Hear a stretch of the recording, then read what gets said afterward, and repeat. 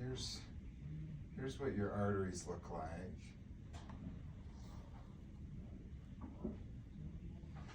You know what I guess they really determined that you don't have good veins in your leg for them to use for your bypass surgery. So you can't, so basically they don't want to do surgery. But you do have a blockage in this right coronary artery. It's 100% blocked. I don't think we can open this with stents. I can try, but it's not very likely. Your body's already kind of made some natural bypasses over to that, though. And so I think that alone will be okay, just leaving it alone. Your body's naturally bypassed it.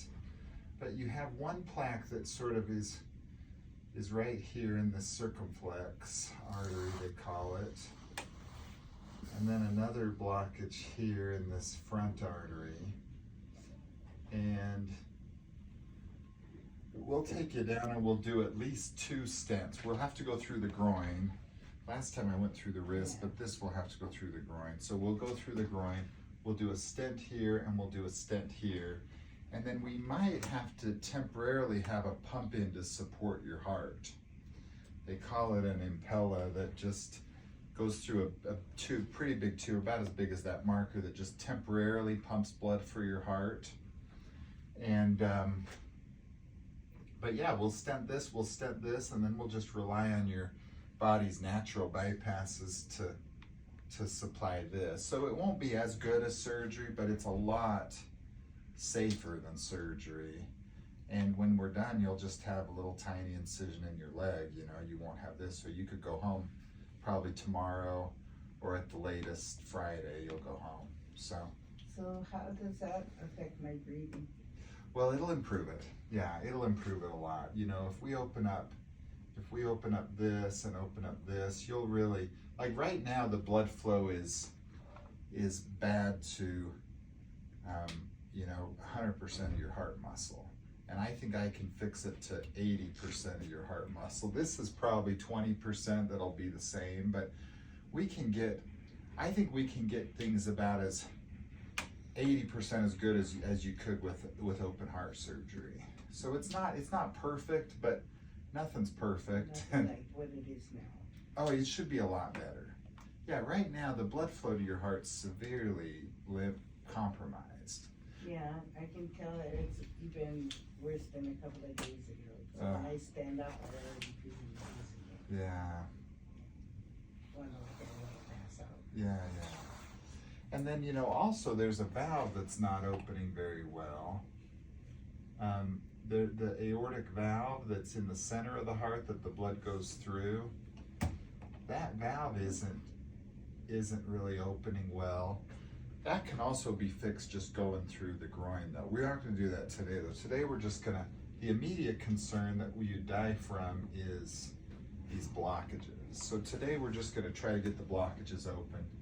Hopefully that'll really help you. And then at some point later this year, we'll probably bring you in and do the valve. So instead of one big open heart surgery to try to do everything, it's going to be 2 procedures where we just go in with tubes, which I think that's fine.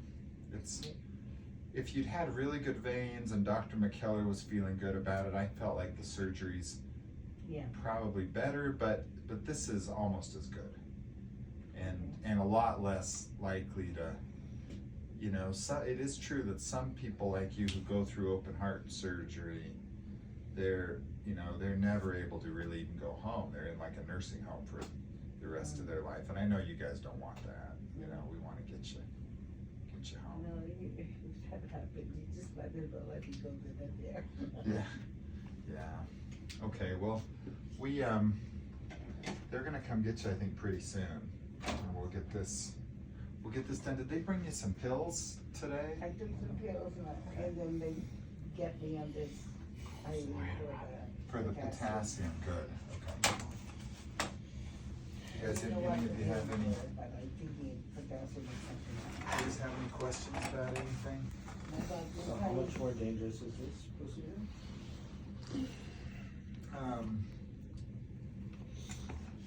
you know, they had calculated your risk of dying with open heart surgery was like 15%, did they tell, which we consider that extremely high. I think the chance of having a like dying or having a serious complication with what I'm gonna do now is like 1 or 2%.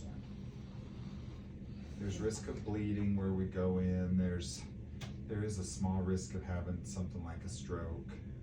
There's a small risk of having heart damage where you end up there's a small risk ending up on a breathing machine in the ICU, but what probably well over, like probably a 98% chance everything just goes great. Okay. Okay. Any other questions? So 90%? 98. 98. Yeah. Good one. Yeah. Yeah, this is a lot less risky than surgery, but it's not, and a lot less painful, you know. Surgery, 100% chance of a lot of pain and suffering, you know, pain in the chest. And this won't be painful, you know. It's probably not as good long term, but it's a lot safer in the short term and a lot less So painful about in the how short much term. with the stent again? Yeah. How much, I mean, Yeah, so what they see is, well, no, I think you'll feel great. We know with stents compared to surgery, there's a higher chance of like having to come in for another stent procedure at some point.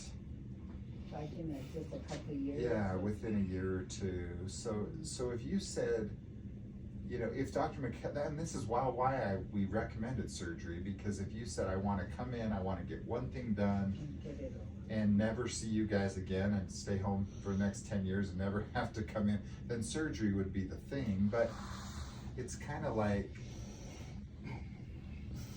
you know, if you can make it through surgery, surgery's better, but I think Dr. McKellar's just feeling like you wouldn't even make it, and the last thing they would want to do is open you up and then decide, well, the veins aren't really any good and you don't really get a good surgery, then they really would regret it. So, Okay, so you said should be feeling better. oh And yeah. then that's for about maybe 1 year and then it happens again like this. Well, it's you know, stents, yeah, the stents we put in now, if we say we do a stent, when you're done, what you're probably gonna have is a stent right here. A stent's a little metal tube, you know, you'll have a metal tube here, you'll have a little metal tube here.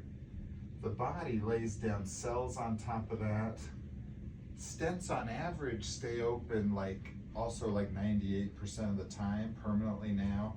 People on dialysis, it's probably not as good. It might only be 90%. And if we did 2, you know, then there is a chance that a stent would close down. Maybe more chance than with surgery. But it's just, the surgery is just, I think, too tough for you to go through. Okay. You know? Okay, so I was just wondering when I would have to do it again and how often. Yeah, you may never have to do it again. Okay. But statistically, like if you follow, they've done some studies in patients like you, kind of look like this: 1 year, 2 year, 3 years, 4 years. If the percent with no additional procedures, if it's 100% at the beginning, with surgery, it's like this, and with stenting, it might be like this, you know,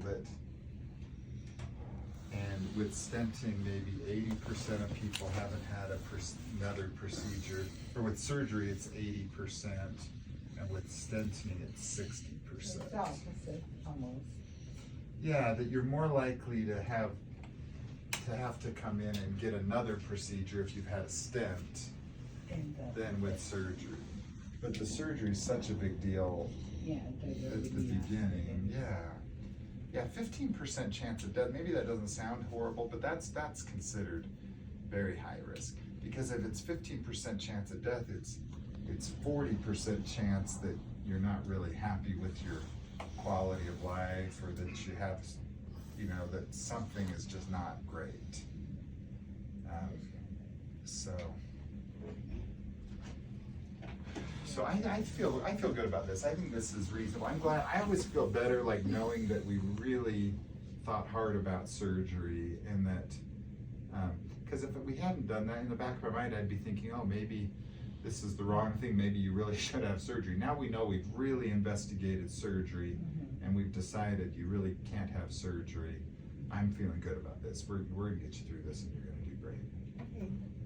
Okay.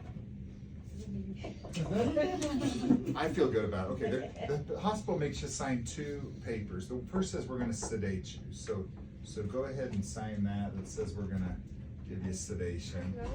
There's risks of low oxygen levels. There's some risks like that, but they're pretty low.